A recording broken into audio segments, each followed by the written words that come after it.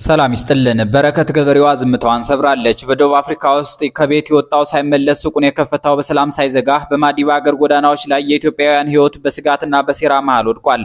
ሀብታሙ አያሌውና እስክንድር ነጋ የትናንት የትግል ጓዶች የዛሬ ቃላት ባላንጣዎች ሆነው የጋራ ምስጢራቸውን በአደባባይ እያወጡ ነው። በሌላ በኩል ደግሞ በጦርነት የደቀቀው የትግራይ ማህበረሰብ ሰላምና አፍቆ ሳያበቃ በከተሞች መሃል የሚፈነዱ ቦምቦች የሰላሙን ተስፋ እየፈተኑት ይገኛሉ። ለዓለም የሚታይ ውበት ወይስ ለዜጎች የሚሆን እርጋታ በሚል ጥያቄ የታጀበውና በሚሊዮን የሚቆጠሩ ተከታዮች ያላቸው የዲጂታል ዘመኑ ተጽዕኖ ፈጣሪዎች በኢትዮጵያ እያደረጉት ያለው ጉባኤም በሀገሪቱ ነባራዊ ሁኔታና የቅድሚያ አሰጣጥ ስህተት አለበት በሚል የተነሳ የብዙዎች ትኩረት ሆኗል። ሁሉንም አንድ ባንድ በዝርዝር እንመልከታቸው።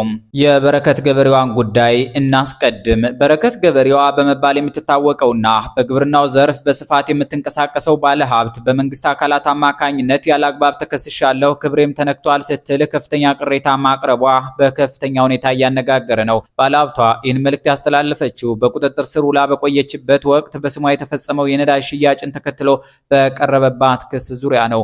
ባለሀብቷ በመልእክቷ ላይ እንደገለጸችው ለእርሻ ስራ ተብሎ የተፈቀደውን 466,000 ሊትር ናፍጣ ለሀገሪቱ የነዳጅ እጥረት ምክንያት ሆኗል በሚል የቀረበባት ክስ ከእውነት የራቀ መሆኑን ገልጻለች። ይልቁንም እሷ በስር ላይ በነበረችበት ጊዜ ነዳጁ በሌሎች አካላት መሸጡንና አሁን ደግሞ ተመልሳ ተጠያቂ መደረጓ ከግፍም በላይ ግፍ ነው ስትል ወቅሳለች። ባለሀብቷ ለሀገር ያበረከተቻቸውን አስተዋጽኦች በዝርዝር የጠቀሰች ሲሆን ከነዚህም መካከል በ55 ሚሊዮን የኢትዮጵያ ብር ወጪ የተገነባ የምገባ ማዕከል፣ 3 ትምህርት ቤቶችና ነፃ የሕክምና ክሊኒክ ግንባታ፣ በቦረና ድርቅና በጎፋ የመሬት መንሸራተት አደጋ ወቅት ያደረገችው ድጋፍ፣ በስራ ላይ ለተጎዱ የፌዴራል ፖሊስ አካላት የሰጠችው እገዛ ይገኙበታል።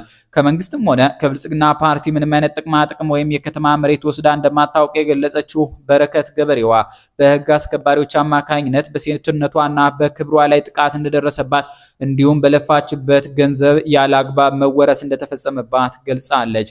ፍርድ ቤት 14 ጊዜ ቀርባ በ7 አጋጣሚዎች በዳኞች የመፈቻ ትዕዛዝ ቢሰጥም በቶሎ አለመፈታቷንና ስሟን የሚያጠፋ የሚዲያ ዘመቻ እንደተከፈተባት ማክላ ገልጻለች። ተበዳይ ዝም ካለ ተከሳሽ ይሆናል ያለችው ባለሀብቷ አገሪቱ ለሰራችላት ውለታ የሰጠቻት ምላሽ እንዳሳዘናትና እንደታዘበች በመግለጽ መልእክቷን ደምድማለች። ወደ ቀጣዩ ጉዳይ ተሻግረናል። በደቡብ አፍሪካ በተለያዩ ከተሞች የሚኖሩ የውጭ ሀገር ዜጎች በተለይም ኢትዮጵያውያን ላይ ያነጣጠረው ተቃውሞና ጥቃት መልኩን እየቀያየረ ቀጥሏል። ከቅርብ ጊዜ ወዲህ የታዩት ክስተቶች ከወትሮው የንግግር ፉክክር ባለፈ የተደራጀ ወንጀልና የውስጥ ክህደት የታከለባቸው መሆኑ ሁኔታውን እጅግ ውስብስብ ያደርገዋል። ቀደም ሲል የሚታወቁት የለየላቸው የጅምላ ዘረፋዎችና የሂዱልን ወይም ዜኖፎቢክ ሰልፎች ቁጥራቸው ቢቀንስም አሁን ግን ጥቃቱ ውስጥ ለውስጥ እና ድንገተኛ ወደ መሆን ተሸጋግሯል። ሱቆችን አለመክፈት ለኢኮኖሚ ውድመት ብቻ ሳይሆን ለረጅም ጊዜ የታቀዱ ስልታዊ ጥቃቶች ወይም ታርጌትድ አታክስ ስጋትን ፈጥሯል። ምንም እንኳን በጆሃንስበርግና መሰል ከተሞች የፖሊስ ቁጥጥር ቢኖርም ጥቃቱ ድንገተኛ መሆኑ የጸጥታ ኃይሉን ስራ አዳጋች አድርጎታል። በዘገባዎች ላይ የተጠቀሰው እጅግ አሳሳቢው ነጥብ ጥቃቱን ለማስቆም ከማገዝ ይልቅ ሁኔታውን ለግል ጥቅም የሚያውሉ ጨካኝ ኢትዮጵያውያን መኖራቸው ነው። እኛ ወደ እናንተ እንዳይመጡ እናደርጋለን፣ ይህን ያህል ብር አስገቡ የሚሉ አካላት በስጋት ላይ ካለው ወገናቸው ትርፍ ለማግኘት መሞከራቸው ማህበራዊ ትስስሩ መላላቱን ያሳያል ተብሏል። በተጨማሪም በእስር ቤት ያሉ ግለሰቦች ጭምር እጃቸው ያለበት የቅጥር ግድያ መበራከቱ በደቡብ አፍሪካ የሚኖሩ ኢትዮጵያውያን ከውጭ ካለው ተቃውሞ በተጨማሪ ከውስጥ ያለውን የደህንነት ስጋት እንዲሸከሙ አስገድዷቸዋል። በፈረንጆች ግንቦት 11 ቀን 2026 ሊካሄድ የታቀደው መጠነ ሰፊ ሰልፍ በደቡብ አፍሪካ የሚገኙ የውጭ ሀገር ዜጎች ላይ ሌላ የጭንቀት ማዕበል ፈጥሯል። ኢትዮጵያውያንና ሌሎች የውጭ ዜጎች መረጃ እየተለዋወጡ ራሳቸውን መከላከላቸው ጥሩ ቢሆንም ሰልፉ ወደ ሁከት የመቀየር እድሉ ሰፊ በመሆኑ ጥንቃቄን ይጠይቃል። ሱቆችን በመዝጋት የሚደረገው ጥንቃቄ ለጊዜው ነፍስን ቢያድን እንኳ በረጅም ጊዜ በስደተኛው ማህበረሰብ ኑሮ ላይ የሚያሳድረው ጫና ከፍተኛ ነው። የኢትዮጵያ የውጭ ጉዳይ ሚኒስቴር መግለጫ ማውጣቱን እንደ አንድ እርምጃ ቢወሰድም በቦታው ያሉት ነዋሪዎች እንደሚሉት ይህ ተጠናክሮ ሊቀጥል ይገባል። መንግስት ከደቡብ አፍሪካ ባለስልጣናት ጋር በፖሊሲ ደረጃ መነጋገር ብቻ ሳይሆን በወንጀል ተግባር ላይ የተሰማሩ በተለይም ኢትዮጵያውያን ወንጀለኞችን ተጠያቂ ለማድረግ ከደቡብ አፍሪካ ፖሊስ ጋር በቅንጅት መስራት ይጠበቅበታል ተብሏል። አሁን ያለው ሁኔታ ከወትሮ የተለየ የሚያደርገው የሴራና የውስጥ ክህደት ድብልቅ መሆኑ ነው። ኢትዮጵያውያን በጋራ ቆመው ራሳቸውን ከመከላከል ባለፈ በመካከላቸው ያሉትን አስፈራሪዎችና ወንጀለኞች የሚለዩበት ጠንካራ ማህበረሰባዊ አደረጃጀት ካልፈጠሩ ስጋቱ በቀላሉ የሚቀረፍ አይመስልም። የፊታችን ግንቦት 11 የታቀደው ሰልፍ ደህንነቱ በተጠበቀ ሁኔታ እንዲያልፍ የሁለቱ ሀገራት የዲፕሎማሲና የጸጥታ ስራ አሁኑኑ ተጠናክሮ ሊቀጥል ይገባል የሚሉ ድምጾች በርክተዋል። ሶስተኛው ጉዳያችን ወደ አማራ ፖለቲካ ይወስደናል። በእስክንድር ነጋና በሀብታሙ አያሌው መካከል የተፈጠረው ፍጥጫ ለአማራ ፋኖ አዲስ ስጋት መደቀኑ እየተገለጸ ነው። ለረጅም ዓመታት በትግል ጓደኝነትና በቅርብ ወዳጅነት የሚታወቁት ጋዜጠኛ እስክንድር ነጋና አክቲቪስት ሀብታሙ አያሌው በአሁኑ ጊዜ ወደ ግልጽ ፍጥጫ መግባታቸው ተሰምቷል። ለውዝግቡ መነሻ የሆነው እስክንድር ነጋ በቅርቡ ያቋቋመው የአዲስ አበባ ካውንስል አደረጃጀትና በደጋፊዎች መካከል የተፈጠረ የገንዘብ አያያዝ ጥርጣሬ መሆኑ ታውቋል። ሀብታሙ አያሌው በቅርቡ ባስተላለፈው መልእክት እስክንድርንና አዲሱን አደረጃጀቱን የግርግር ፈጣሪዎች ማህበር ሲል የጠራው ሲሆን እስክንድር ቀደም ሲል $800,000 በላይ ይዘው ጠፉ የተባሉ አካላትን አሰናብቶ አሁን ደግሞ ከትግሉ ጋር ግንኙነት የሌላቸውን የቲክቶክ ሻርኮች ሰብስበዋል ሲል ጠንካራ ወቀሳ ሰንዝሮበታል። በሌላ በኩል ይህ የሀብታሙ አካሄድ የግል በቀል የታከለበትና የቅርብ ወዳጅን ምስጢር በአደባባይ በማውጣት ትግሉን የሚጎዳ ነው በሚል በበርካታ የማህበራዊ ትስስር ገጽ አንቂዎች ዘንድ ትችት እያስተናገደ ይገኛል። ይህ በእስክንድር ነጋና በሀብታሙ አያሌው መካከል የተፈጠረው ፍጥጫ በትግሉ ጎራ ውስጥ ያለውን ጥልቅ ቀውስና የመተማመን መሸርሸር ቁልጭ አድርጎ ያሳያል። ለረጅም ዓመታት አብረው በፖለቲካው መድረክና በስደት የቆዩት የእነዚህ ሁለት ግለሰቦች ግንኙነት መሻከር ለብዙዎች አስደንጋጭ ሆኗል። ሀብታሙ አያሌው በኢትዮ 360 ሰዎች ተከዳው በሚል ስሜት ውስጥ ሆኖ በቅርቡ ወዳጁ በእስክንድር ነጋ ላይ የሰነዘረው ክስ በትግል ጓዶች መካከል ሊኖር የሚገባውን ምስጢር የጣሰ ነው። ሀብታሙ እስክንድርን የተሳሳተ መረጃ ሰጥቶኛል በሚል መክሰሱና የውስጥ መረጃዎችን አደባባይ ማውጣቱ ለተቃራኒ ወገኖች ቅቤ የጠገበ ዱላ አሳልፎ መስጠት እንደሆነ ተገልጿል። በሌላ በኩል ሀብታሙ አያሌው እስክንድር ነጋንና የአዲስ አበባ ሚዲያ ካውንስልን በተመለከተ የሰነዘረው ትችት ሙሉ በሙሉ ትክክል ነው የሚሉ ወገኖችም አሉ።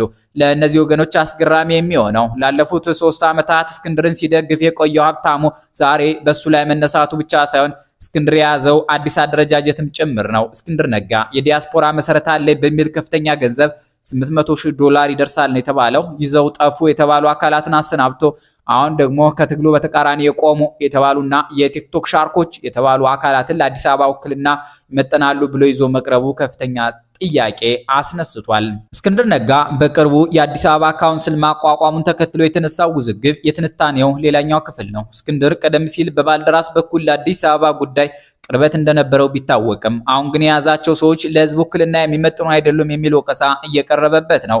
እስክንድር አደረጃጀት መመስረቱ ካልቀረ እንኳ ለህዝብ ውክልና የሚመጥን ስብዕና ያላቸውን ሰዎች ይዞ እንዲቀርብ የሚመክሩ ድምጾች እየተሰሙ ነው። ይህ ሁኔታ እስክንድር በአዲስ አበባ ላይ ብቻ ተወስኖ መቅረቱ ከሚያስነሳው ጥያቄ በተጨማሪ የአደረጃጀቱ ጥራትም ሌላው የውዝግብ መነሻ መሆኑን ያሳያል። የሀብታሙ አያሌው አካሄድም ቢሆን የሚዲያ ስነ ምግባርን የጣስና የግል በቀልን የተቀላቀለበት መሆኑ ለትችት ዳርጎታል።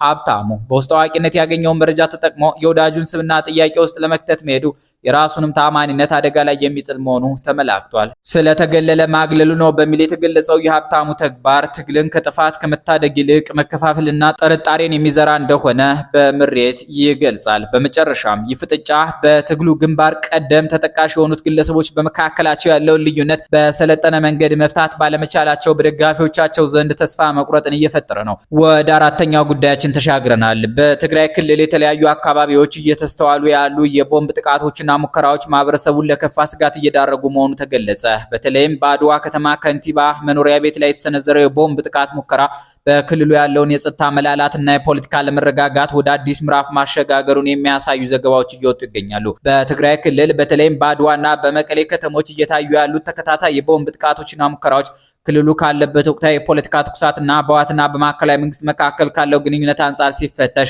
ሰፋ ያለ ትርጉም ይሰጣል። ይህ የአድዋው የካንቲባ መኖሪያ ቤት የቦምብ ጥቃት ሙከራ በቀደሙት ሳምንታት ከተከሰቱት መሰል ክስተቶች ጋር ተዳምሮ አንዳንድ ነጥቦችን የሚያመላክት ነው። በአድዋ ከተማ ከንቲባ መኖሪያ ቤት ላይ የተሰነዘረው የቦምብ ጥቃት ሙከራ በትግራይ ክልል እየታየ ያለውን የጸጥታ መላላትና የፖለቲካ ለመረጋጋት ወደ አዲስ ምዕራፍ አሸጋግሮታል እየተባለ ይገኛል። ጥቃቱ በቀጥታ የከተማዋን ከፍተኛ የስልጣን አካል ኢላማ ማድረጉ በክልሉ ውስጥ የሚንቀሳቀሱ ኃይሎች የሲቪል አስተዳደሩን ለማዳከም ወይም ለማስፈራራት እየሰሩ መሆኑን ይጠቁማል። ይህ ድርጊት በቅርቡ በመቀሌ ፕሬዝደንት ጽሕፈት ቤት አካባቢና በመቀሌ ዩኒቨርሲቲ ከተከሰቱት ፍንዳታዎች ጋር ሲቀናጅ ድርጊቶቹ በዘፈቀደ የሚፈጸሙ ሳይሆኑ ስልታዊ ግብ ያላቸው መሆኑን መገመት ይቻላል። የጸጥታ አካላት ድርጊቱን የሽብር ተግባር ብለው መፈረጃቸው ሁኔታው ምን ያህል አሳሳቢ ደረጃ ላይ መድረሱን ያሳያል። ሆኖም እስካሁን በተፈጸሙት ተከታታይ ጥቃቶች አንድም ተጠርጣሪ በቁጥጥር ስር ውሎ ለህዝብ ይፋ አለመደረጉ በክልሉ የጸጥታ መዋቅርና በመረጃ አያያዝ ረገድ ከፍተኛ ክፍተት እንዳለ ወይም ደግሞ ጥቃቶቹ ከውስጥ መዋቅር ጋር የተሳሰሩ ሊሆኑ እንደሚችሉ ጥርጣሬን በነዋሪው መካከል እያሳደረ ይገኛል። ይህ ክስተት በትግራይ ክልል ውስጥ ካለው የህወሓት የውስጥ መከፋፈልና ከማዕከላዊ መንግስቱ ጋር ካለው መፋጠጥ ተነጥሎ አይታይም። በህወሓት አመራሮች መካከል ያለው ልዩነት ወደ መሬት ወርዶ የደጋፊዎች መቃቃር በፈጠረበት በዚህ ጊዜ መሰል ጥቃቶች አንዱ ወገን ሌላውን ጸጥታ ማስከበር አልቻለም በሚል ለመክሰስ ወይም አስተዳደራዊ ሽባነት ለመፍጠር የሚጠቀምባቸው ስልቶች ሊሆኑ ይችላሉ። በተለይም በክልሉ ጊዜያዊ አስተዳደርና በፓርቲው መዋቅር መካከል ያለው ፍጥጫ ለእንዲህ አይነት የደህንነት ክፍተቶች አመቺ ሁኔታን ፈጥሯል። በሌላ በኩል ከማዕከላዊ መንግስቱ ጋር ያለው ግንኙነት አሁንም በጥርጣሬና በውጥረት ውስጥ መሆኑ ለጉዳዩ ሌላ ገጽታ ይሰጠዋል። የፕሪቶሪያ የሰላም ስምምነት አፈጻጸም መጓተት፣ የታጠቁ ኃይሎች ትጥቅ መፍታት ሂደትና የወሰን ጉዳዮች እልባት አለማግኘታቸው የፈጠሩት የፖለቲካ ክፍተት በክልሉ ውስጥ ለሚንቀሳቀሱ ማንኛውም ጽንፈኛ ኃይሎች የሽብር ተግባራትን ለመፈጸም ክፍት በር ሆኖላቸዋል። የማዕከላዊ መንግስቱ በክልሉ ሰላም እንዲሰፍን ቢወተውትም መሰል ክስተቶች ግን የፌዴራል መንግስቱ በክልሉ የጸጥታ ጉዳይ ላይ ጣልቃ እንዲገባ ግፊት የሚያደርጉ ሊሆኑ ይችላሉ። በአጠቃላይ የአድዋው ክስተት በትግራይ ክልል ያለውን የሰላም ደካማነት የሚያሳይ ደወል ነው። የጸጥታ አካላት ጥሪ እንዳቀረቡት ህዝቡ አጋዥ እንዲሆን ከመጠየቅ ባለፈ በክልሉ የሚንቀሳቀሱ የፖለቲካ ኃይሎች ልዩነቶቻቸውን በሰላም መንገድ ካልፈቱና የጸጥታ መዋቅሩን ከፖለቲካ ተጽዕኖ ነፃ ካላደረጉ መሰል የቦምብ ጥቃቶች የነዋሪውን የዕለት ተዕለት ህይወት ማወካቸው ሊቀጥል ይችላል። ይህ ደግሞ ቀድሞውኑ በጦርነት የደቀቀው ማህበረሰብ ለከፋ የስነ ልቦናና የምጣኔ ሀብት ቀውስ ይዳርገዋል። ወደ መጨረሻው ጉዳያችን ተሻግረናል። በኢትዮጵያ ቱሪዝም ኮሚሽን አዘጋጅነት የተከናወነው የአፍሪካ ማህበራዊ ሚዲያ ተጽዕኖ ፈጣሪዎች ጉባኤ አፍሪካ ሶሻል ሚዲያ ኢንፍሉዌንሰር ሰሚት የሀገሪቱን የቱሪዝም ዘርፍ ለማነቃቃት ትልቅ እድል ይዞ የመጣ ቢሆንም ከወቅታዊ የሀገሪቱ ነባራዊ ሁኔታ አንጻር ግን የቅድሚያ ተዋረድ ስህተት ያለበት ነው የሚሉ ትችቶች እየቀረቡበት መሆኑ ተገልጿል። ዮአኪን በቀለ ፓንች የተባሉ ጸሐፊ ባቀረቡት ትንታኔ መሰረት ወደ ኢትዮጵያ የተጠሩት 61 ያህል የአፍሪካ ማህበራዊ ሚዲያ ተጽዕኖ ፈጣሪዎች ወይም ኢንፍሉዌንሰርስ በአጠቃላይ 321 ሚሊዮን ተከታዮች አሏቸው። ይህ ቁጥር በዲጂታል ዓለም ያለውን ግዙፍ የሰው ኃይል የሚያሳይ ሲሆን ከሀገራት የህዝብ ብዛት አንጻር ሲመዘን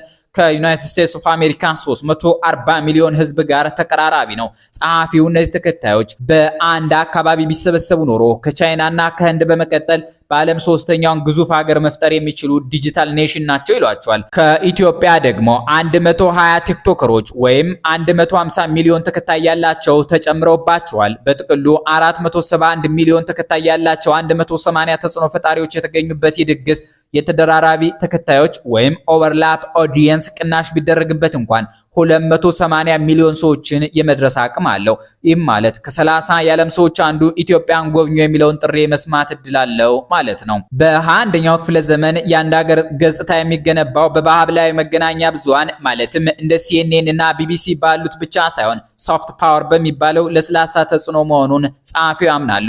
ኢትዮጵያ በጦርነት በድርቅና በውስጥ ግጭት ስሟ ሲጎድፍ ስለቆየ ይህንን አሉታዊ ትርክት ለመቀየር የዲጂታል ዘመቻው በንድፈ ሐሳብ ደረጃ ተገቢ መሆኑን ዮአኪን ይስማሙበታል። ለዚህም የሩዋንዳውን ቪዚት ሩዋንዳ ዘመቻና በአርሴናል ማሊያ ላይ የምታደርገውን ማስታወቂያ እንደ ምሳሌ ያነሳሉ።